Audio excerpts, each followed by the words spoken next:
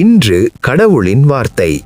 யாத்திராகமம் 8ஆம் அதிகாரம் 25ஆம் வசனம்.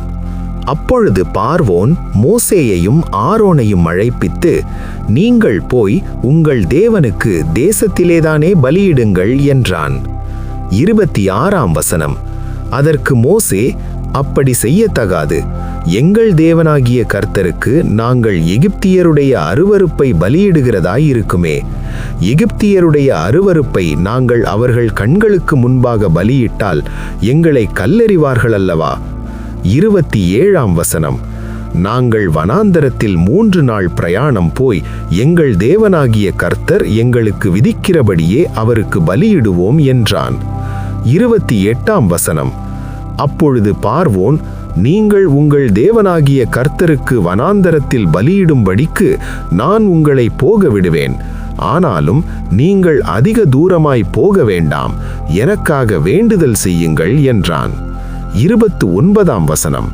அதற்கு மோசே, நான் உம்மை விட்டு புறப்பட்ட பின் நாளைக்கு வண்டுகள் பார்வோனையும் அவர் ஊழியக்காரரையும் அவர் ஜனங்களையும் விட்டு நீங்கும்படி நான் கர்த்தரை நோக்கி வேண்டுதல் செய்வேன். ஆனாலும் கர்த்தருக்கு பலியிடுகிறதற்கு ஜனங்களை போவிடாதபடி பார்வோன் இனி வஞ்சனை செய்யாதிருப்பாராக என்றான். 30ஆம் வசனம்.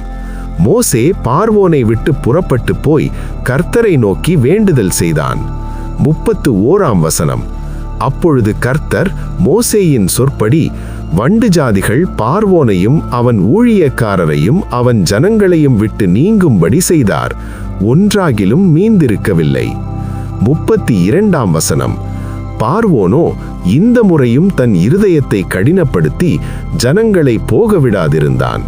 யாத்திராகமம் 9ஆம் அதிகாரம் வசனங்கள் 1 முதல் 12 வரை. முதல் வசனம். பின்பு கர்த்தர் மோசேயை நோக்கி, நீ பார்வோனிடத்தில் போய் எனக்கு ஆராதனை செய்ய என் ஜனங்களை போகவிடு. 2ஆம் வசனம். நீ அவர்களை விடமாட்டேன் என்று இன்னும் நிறுத்தி வைத்தாயாகில். 3ஆம் வசனம். கர்த்தருடைய கரம் வெளியில் இருக்கிற உன் மிருக ஜீவன்களாகிய குதிரைகளின் மேலும் கழுதைகளின் மேலும் ஒட்டகங்களின் மேலும் ஆடு மாடுகளின் மேலும் இருக்கும். மகா கொடிதான கொள்ளை நோய் உண்டாகும். 4ஆம் வசனம். கர்த்தர் இஸ்ரவேலரின் மிருக ஜீவன்களுக்கும் எகிப்தியரின் மிருக ஜீவன்களுக்கும் வித்தியாசம் பண்ணுவார். இஸ்ரவேல் புத்திரருக்கு உரியவைகள் எல்லாவற்றிலும் ஒன்றும் சாவதில்லை என்றார். 5ஆம் வசனம். மேலும் நாளைக்கு கர்த்தர் இந்த காரியத்தை தேசத்தில் செய்வார் என்று சொல்லி கர்த்தர் ஒரு காலத்தை குறித்தார் என்றும் எபிரேயருடைய தேவனாகிய கர்த்தர் சொல்லுகிறார் என்றும் அவனிடத்தில் சொல் என்றார். 6ஆம் வசனம். மறுநாளிலே கர்த்தர் அந்த காரியத்தை செய்தார். எகிப்தியருடைய மிருக ஜீவன்கள் எல்லாம் செத்து போயிற்று. இஸ்ரவேல் புத்திரரின் மிருக ஜீவன்களில் ஒன்றாகிலும் சாகவில்லை. 7ஆம் வசனம். பார்வோன் விசாரித்து இஸ்ரவேலரின் மிருக ஜீவன்களில் ஒன்றாகிலும் சாகவில்லை என்று அறிந்தான். பார்வோனுடைய இருதயமோ கடினப்பட்டது, அவன் ஜனங்களை போகவிடவில்லை. 8ஆம் வசனம். அப்பொழுது கர்த்தர் மோசேயையும் ஆரோனையும் நோக்கி, உங்கள் கைப்பிடி நிறைய சூளையின் சாம்பலை அள்ளிக்கொள்ளுங்கள். மோசே அதை பார்வோனுடைய கண்களுக்கு முன் வானத்திற்கு நேராக இறைக்க கடவன். 9ஆம் வசனம். அது எகிப்து தேசம் எங்கும் மனிதர் மேலும் மிருக ஜீவன்கள் மேலும் எரிபந்தமான கொப்புளங்களை எழும்ப பண்ணும் என்றார். 10ஆம் வசனம்.